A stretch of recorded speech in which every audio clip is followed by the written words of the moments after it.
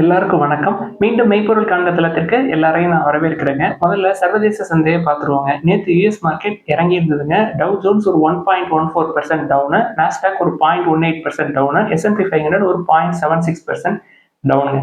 இதுக்கு என்ன காரணம் அப்படின்னா, ட்ரம்ப் அவர்கள் அறிவிச்சிருந்த ஸ்டீல் அண்ட் அலுமினியம் இம்போர்ட்ஸ்க்கான டாரிஃப் 25% டாரிஃப் வந்து இன்னையிலிருந்து அமலுக்கு வருதுங்க.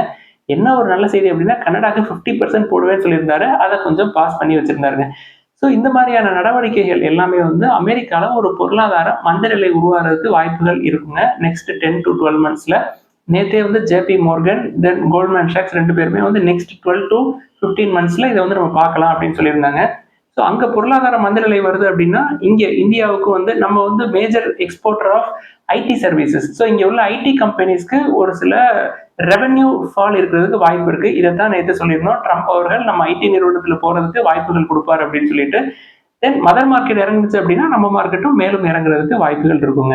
அடுத்து கோல்டு எடுத்துக்கிட்டோம்னா 22 கேரட் கோல்டு பெர் கிராம் இன்னைக்கு 45 ரூபாய் ஏறி இருக்குங்க. 8065 ரூபாய் 22 கேரட் கோல்டு பெர் கிராம். அடுத்து பிரெண்ட் க்ரூட் எடுத்துக்கிட்டோம்னா ஒரு பேரல் 159 லிட்டர் 70.07 யூஎஸ் டாலரா இருக்குங்க. ஸோ 70க்கு பக்கத்திலேயே தான் இருக்கு. நம்மளுக்கு நல்லதுதான். அமெரிக்க டாலருக்கு நிகரான இந்திய ரூபாயோட மதிப்பெண் எடுத்துக்கிட்டோம்னா 87.18 இந்திய ரூபாயா இருக்குங்க. தென் ஜப்பான் இண்டெக்ஸ் எடுத்துக்கிட்டோம்னா இன்னைக்கு ஃபிளாட்டா தாங்க இருந்தது. நான் கடைசியா பாக்குறப்போ ஒரு 35 பாயிண்ட் மேல ஏறி இருந்ததுங்க. நிப்டி 50ல நேத்து பிப்ரவரி 11 மறுபடியும் எஃப்ஐஐஸ் வித்திருந்தாங்க ஒரு 2825 கோடி. பிப்ரவரி 10ஆம் தேதி அன்னைக்கு கொஞ்சம் கம்மியா வித்திருந்தாங்க. ஒரு 200 300 கோடிக்கு வித்திருந்தாங்க. நான் கொஞ்சம் ஸ்லோ டவுன் ஆயிட்டாங்கன்னு நினைச்சேன். நேத்து மறுபடியும் வேலையை ஆரம்பிச்சிட்டாங்க. இன்னைக்கு நிப்டி 50 நான் காலையில பாக்குறப்போ ஒரு 120 பாயிண்ட் கீழே இறங்கி இருந்ததுங்க. அடுத்து இன்னைக்கு அப்டேட்ஸ்குள்ள போயிடலாங்க. ஓஎன்ஜிசி, என்டிபிசி கிரீன் இவங்க 2 பேர் சேர்ந்து அயானா ரினியூவபிள்ஸ் பவர் அப்படின்ற ஒரு கம்பெனியை வாங்குறதுக்கு திட்டம் போட்டுட்டு இருக்காங்க அப்படின்னு சொல்லி நம்ம ஒரு மாசத்துக்கு முன்னாடி சொல்லியிருந்தோம். ஸோ அந்த திட்டத்துல 100% ஸ்டேக் வந்து அப்படியே வாங்குறதுக்கு competition commission of India approve கொடுத்துருக்காங்க. ஸோ இது ஒரு நல்ல செய்திங்க ஓஎன்ஜிசி, என்டிபிசி கிரீன் எனர்ஜிக்கு. அடுத்து அமெரிக்க டாலருக்கு நிகரான இந்திய ரூபாயோட மதிப்பை நம்ம தொடர்ந்து 84.40 இந்திய ரூபாயிலிருந்து நம்ம வந்து ட்ரேஸ் பண்ணிட்டு இருக்கோங்க. நம்ம ட்ரேஸ் பண்ண ஆரம்பிச்சதுல இருந்து கடைசி ஒரு 4 மாசத்துல 88 வரைக்கும் போயிட்டு இப்ப 87.17 அந்த இடத்துல இருக்குதுங்க. இதற்கு மத்தியில் ரிசர்வ் பேங்க் ஆஃப் இந்தியா ருப்பியை வந்து ஸ்டெபிலைஸ் பண்றதுக்காக, அதாவது அது சரியாம இருக்கிறதுக்காக கிட்டத்தட்ட $36 பில்லியன் வித்திருக்கிறாங்க பினான்சியல் இயர் 25ல. அதாவது ஜூன்ல இருந்து டிசம்பர் வரைக்கும் இவ்வளவு தூரம் வித்தும் கூட ரூபாய் வந்து இவ்வளவு தூரம் சரிஞ்சு வந்திருக்குங்க. ஸோ இவங்களோட இன்டர்வென்ஷன் இல்லாம இருந்தா இன்னும் 90 தாண்டி போயிருக்கும். அடுத்து பாரதி ஏர்டெல்ல ஒரு அப்டேட்ங்க. பாரதி ஏர்டெல் ஸ்பேஸ் எக்ஸோட ஒரு அக்ரிமெண்ட் போட்டிருக்காங்க. எதுக்கு அப்படின்னா அவங்களோட ஸ்டார்லிங்க் ஹை ஸ்பீட் இன்டர்நெட் சர்வீசஸை இந்தியாவில் இருக்கிற கஸ்டமர்ஸ்க்கு கொடுக்கறதுக்காக இந்த அக்ரிமெண்ட்டை போட்டிருக்காங்க. இன்னும் இந்தியன் கவர்மெண்ட் இருந்து கிளியரன்ஸ் வரல. இந்த செய்தியை நம்ம படிச்சுட்டு இருக்கப்பே அதற்கு மத்தியில ஜியோ இன்ஃபோகாம்ல இருந்து மறுபடியும் ஒரு செய்தி வருங்க. அவங்களும் வந்து ஸ்பேஸ் எக்ஸ் கூட ஒரு அக்ரிமெண்ட் போடுறாங்க. எதற்காக அப்படின்னா ஸ்டார்லிங்கோட இன்டர்நெட் சர்வீசஸை இந்தியாவில் இருக்கிற கஸ்டமர்ஸ்க்கு ஜியோ கஸ்டமர்ஸ்க்கு ப்ரொவைட் பண்றதுக்காக இந்த அக்ரிமெண்ட் வந்து போடுறோம் அப்படின்னு சொல்லியிருக்காங்க. ஸ்பேஸ் எக்ஸ் என்ன பண்ணிருக்காங்க, செக்யூரிட்டி கிளியரன்ஸ்க்காக இந்தியன் கவர்மெண்ட்டை அப்ளிகேஷன்ஸ் வந்து போட்டிருக்காங்க. கவர்மெண்ட் வந்து இன்னும் கிளியரன்ஸ் எல்லாம் கொடுக்க வேண்டியிருக்குங்க. அதை தொடர்ந்து ஸ்டார்லிங்க், ஸ்பேஸ் எக்ஸோட ஏர்டெல், தென் ஜியோ இவங்க எப்படி டைப் போடுறாங்க, இவங்க பிசினஸ் எப்படி இருக்கும், ஸ்பேஸ் எக்ஸ் ஸ்டார்லிங்க்ல இருந்து நம்மளுக்கு என்ன கிடைக்கும், அதுக்கு பதிலாக நம்ம என்ன ஸ்பேஸ் எக்ஸ் தென் ஸ்டார்லிங்க் கொடுக்க போறோம் அப்படின்றத தெளிவா பார்ப்போம். இப்போதைக்கு எனக்கு என்ன தெரியுது அப்படின்னா இன்டர்நெட் சர்வீசஸ்க்கு விலை ஏறப்போகுது அப்படின்றது மட்டும் தெரியுதுங்க. இனி வரக்கூடிய காலங்கள்ல அவன் யூஎஸ் டாலரா கேட்பான் எல்லாம், நம்ம வந்து ருப்பியை வாங்கி டாலரா மாத்தி அவனுக்கு மூட்டை கட்டி அனுப்புவோம் அப்படின்னு நினைக்கிறேன். அடுத்து ட்ரம்ப் அவர்கள் டாரிஃப், ரெசிப்ரோக்கல் டாரிஃப் இந்தியாவுக்கு நம்ம போடுவோம் ஏப்ரல் 2ல இருந்து இது ரோல் அவுட் ஆகும்னு சொல்லியிருக்காரு இல்லையா. இந்தியன் கவர்மெண்ட் அபிஷியல்ஸ் வந்து தொடர்ந்து செகண்ட் ரவுண்ட் ஆஃப் டாக் வந்து போயிட்டு இருக்குங்க. எவ்வளவு தூரம் வந்து டாக்ஸ் நம்ம கட் பண்றோம், இம்போர்ட் டாரிஃபை எவ்வளவு தூரம் குறைக்கிறோம் அப்படின்ற பேச்சுவார்த்தைகள் தொடர்ந்து நடக்குதுங்க. இப்போ போற போக்கு பார்த்தா நம்ம வந்து கொஞ்சம் யூஎஸ்ஏக்கு சாதகமா டாரிஃப்லாம் கொஞ்சம் குறைப்போம் அப்படின்ற மாதிரி தோணுதுங்க. ஸோ அமெரிக்காவுக்கு சாதகமா நம்ம வந்து இம்போர்ட் டாரிஃபை குறைச்சோம் அப்படின்னா இங்க உள்ள லோக்கல் பிளேயர்ஸ் வந்து அஃபெக்ட் ஆவாங்க அப்படின்றதுல எந்த மாற்றமும் இல்லைங்க. அடுத்து ஜைடஸ் லைஃப் சயின்சஸ்ல ஒரு அப்டேட்ங்க. ஜைடஸ் லைஃப் சயின்சஸோட போர்டு ஆம்பிளிடியூட் சர்ஜிக்கல் அப்படின்ற ஒரு கம்பெனி, அந்த கம்பெனில 85.6% ஸ்டேக்கை வந்து வாங்குறதுக்கு அப்ரூவல் கொடுத்துருக்காங்க. அந்த company France based ஆர்த்தோபீடியா tech firm கம்பெனிங்க. அதாவது மெடிக்கல் டெக்னாலஜில இவங்களை ஸ்ட்ரென்தன் பண்ணணும் அப்படின்றதுக்காக இந்த கம்பெனிக்குள்ள போறாங்க. அதாவது ஆம்பிளிடியூட் சர்ஜிக்கல் அப்படின்ற கம்பெனி. இந்த டீல் வந்து ஃபர்ஸ்ட் ஹாஃப் ஆஃப் திஸ் இயர்ல முடியும் அப்படின்னு சொல்லியிருக்காங்க. டீல் வந்து பிரான்ஸ் நாட்டு பொருளாதார அமைச்சகம் வந்து ஒப்புதல் அளிச்சதுக்கு அப்புறம் இந்த டீல், இந்த அக்விசிஷன் நடக்கும் அப்படின்ற மாதிரி தெரிவிச்சிருக்காங்க. இப்போதைக்கு இந்த டீலோட ஒர்த் வந்து 2430 கோடி ரூபாய். அடுத்து ஓலா எலக்ட்ரிக்ல ஒரு அப்டேட்ங்க. ஓலா எலக்ட்ரிக் பொறுத்த வரைக்கும் அதோட பீக்ல இருந்து கிட்டத்தட்ட 65% வந்து கீழே விழுந்திருக்குங்க. சமீபத்தில் டிரான்ஸ்போர்ட் அத்தாரிட்டிஸ் வந்து ஓலா எலக்ட்ரிக்கோட ஸ்டோர்ஸில் ரைட்ஸ் போயிருக்கிறாங்க, வெஹிக்கிள் சீஸ் பண்ணியிருக்கிறாங்க. தென் ஒரு சில ஷோரூம்ஸ் எல்லாம் வந்து ஷட் டவுன் பண்ணியிருக்காங்க. என்ன காரணம் அப்படின்னா ஸ்டோர்ஸில் இருக்க வேண்டிய ஒரு பேசிக் சர்டிஃபிகேஷன்ஸே வந்து இல்லை. அதன் காரணமாக இந்த ரைட்ஸு சீசஸ் தென் ஷட் டவுன்ஸ் எல்லாம் வந்து நடந்திருக்கு அப்படின்னு சொல்கிறாங்க. இது எதன் அடிப்படையில் இந்த ரைட் போயிருக்கு அப்படின்னா கஸ்டமர்ஸ்லேருந்து கம்ப்ளைண்ட் வந்ததாகவும் அதன் அடிப்படையில் டிரான்ஸ்போர்ட் அத்தாரிட்டிஸ் வந்து ரைட் போயிருக்கதாகவும் செய்தி வந்திருக்கு. ஸோ இந்த ஷேர்ஸில் ரொம்ப கவனமாக இருங்க. ப்ராஃபிட் பண்ணலை, நிறைய சிக்கல்கள் இருக்கு, கம்ப்ளைண்ட்டும் நிறைய இருக்குன்னு நினைக்கிறேங்க. கஸ்டமர்ஸ் சைட்லேருந்தே நிறைய கம்ப்ளைண்ட் வருது. அடுத்து சிட்டி யூனியன் பேங்க்ல ஒரு அப்டேட்டுங்க. சிட்டி யூனியன் பேங்கை பொறுத்த வரைக்கும் செய்திகள் என்ன சொல்லுது அப்படின்னா ஒரு ஸ்ட்ராங் ஃபினான்ஷியல் மெட்ரிக்ஸ் வந்து பார்க்க முடியுது அப்படின்னு சொல்லியிருக்காங்க. டிசம்பர் 2024 பொறுத்த வரைக்கும் net interest income, deposits, profits எல்லாமே வந்து டபுள் டிஜிட் க்ரோத் 10%க்கு மேல. குறிப்பா நெட் இன்ட்ரெஸ்ட் இன்கம் 14% ஏறி இருக்கு அப்படின்ற செய்தி வந்திருக்குங்க. ஸ்ட்ராங்கான கேபிட்டல் அடிக்வசி ரேஷியோ நான் பார்த்ததுலேயே தமிழ்நாடு மெர்கன்டைல் பேங்க் ஒரு 29 கிட்ட இருந்ததுங்க. அதற்கு அடுத்து ஒரு ஸ்ட்ராங்கான capital adequacy ratio City Union Bank தான் இருக்கு 23.73.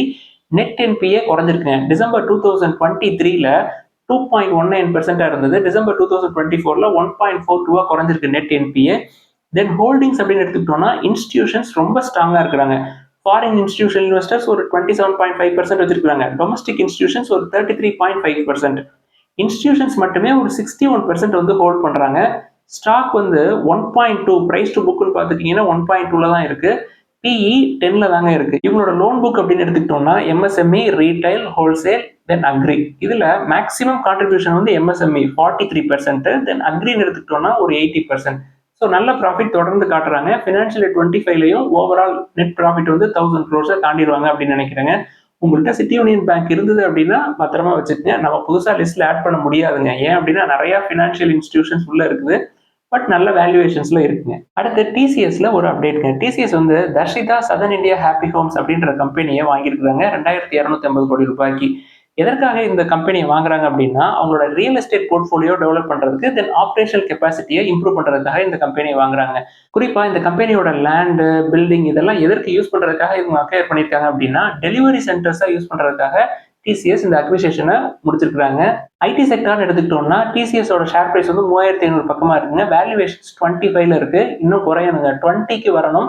கண்டிப்பா வரும் அப்படின்னு நினைக்கிறேன். விப்ரோ வந்து PE 22ல இருக்கு. ஷேர் பிரைஸ் 263ல இருக்குங்க. விப்ரோ தான் நம்ம வந்து ஃபர்ஸ்ட் அதில் தான் சான்ஸ் கிடைக்கும்னு நினைக்கிறேங்க. 20 கீழே வந்தோடனே நம்ம கொஞ்சம் கொஞ்சமா, அதாவது 250 நான் உங்களுக்கு ஏற்கனவே சொல்லியிருந்தேன். HCLோட PE 24, ஷேர் பிரைஸ் வந்து 1500ல இருக்குங்க. அடுத்து டெக் மஹிந்திரா PE 34ல இருக்குங்க. அது 20 வரைக்கும் வரணும். அதாவது 1100 கிட்ட வந்தா அதை பார்க்கலாம். இப்போ 1445ல இருக்கு. இன்ஃபோசிஸ் PE 23ல இருக்குங்க. ஷேர் பிரைஸ் 1581, 1200 220 ரேஞ்சில் நம்ம வந்தா நம்ம ட்ரை பண்ணலாம். இப்போதைக்கு இது எல்லாமே 8 month லோல இருக்குங்க. மோர்கன் ஸ்டான்லி என்ன சொல்றாங்க, இதுல கொஞ்சம் ரிஸ்க் இருக்கு, growth வந்து காட்டுறது கொஞ்சம் கஷ்டம். நம்ம ஏற்கனவே சொல்லியிருந்தோம், ரெவன்யூ வந்து கம்மியா இருந்தது, ஆனா ப்ராஃபிட் வந்து 10% 12% காட்டியிருந்தாங்க இந்த ஐடி கம்பெனிஸ் எல்லாமே. என்ன காரணம் அப்படின்னா அவங்க வந்து காஸ்ட்டை வந்து ஆப்டிமைஸ் பண்ணியிருந்தாங்க. நிறைய பேர் வேலையை விட்டு போயிருந்தாங்க. தென் சேலரி ஹைக் எல்லாம் டிலே பண்ணாங்க. இது போன வருஷத்தை இப்படி சமாளிச்சிட்டாங்க. ஸோ இந்த வருஷம் எப்படி அப்படின்றத பார்ப்போம். ஃபினான்ஷியல் 26க்கு அது போக மகாபிரபு ட்ரம்ப் அவர்கள் வேற ரிசெஷனுக்குள்ள போனாலும் பரவாயில்ல, நான் வந்து ஒரு கொஞ்ச காலத்துக்கு கஷ்டமா இருந்தாலும் மீதி உள்ள காலங்கள் வந்து இனிமையான காலமா இருக்கும் அமெரிக்காவுக்கு அப்படின்னு சொல்லி நெக்ஸ்ட் 10 to 12 monthsல ரிசெஷன் சான்ஸும் இருக்கு அப்படின்ற மாதிரி அங்கேயும் பேச்சுவார்த்தை நடக்குது. ஸோ ஓவராலா பார்த்தோம் அப்படின்னா நம்ம ஐடி செக்டருக்குள்ள போறதுக்கு சான்சஸ் பிரகாசமா இருக்குங்க. பட் கொஞ்சம் வெயிட் பண்ணுவோம். விப்ரோல ஃபர்ஸ்ட் கால் எடுத்து வைப்போம், தென் இன்ஃபோசிஸ், தென் HCL, தென் டிசிஎஸ், தென் டெக் மஹிந்திரா. இதுல எதுல வாய்ப்பு கிடைக்குதோ அதுல உள்ள போறதுக்கு பார்ப்போங்க. எல்லாமே 20க்கு கீழே வந்தா ரொம்ப நல்லது. அடுத்து ஒரு சில கேள்விகள்லாம் கேட்டிருக்காங்க. அந்த கேள்விகள்லாம் பார்ப்போங்க. ஃபர்ஸ்ட் டிரான்ஸ்போர்ட் கார்பரேஷன் ஆஃப் இந்தியா எக்ஸ்பிரஸ் அப்படின்ற நிறுவனத்தை பத்தி கேட்டிருக்காங்க. வேல்யூவேஷன்ஸ் அதிகமா இருக்கு. PE 20க்கு பக்கமா இருக்குங்க.